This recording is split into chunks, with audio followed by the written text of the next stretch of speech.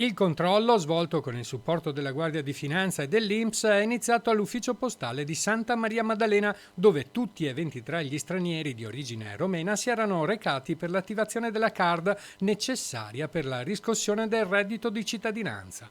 La truffa era iniziata quando i richiedenti avevano presentato online sul portale dell'INPS le domande per ottenere il sussidio statale, ottenendo il via libera per recarsi presso gli uffici postali, ricevere le tessere elettroniche prepagate relative al beneficio e incassarne il saldo. La documentazione presentata ha però fin da subito insospettito il personale delle poste, che ha avvisato i finanzieri di Occhiobello.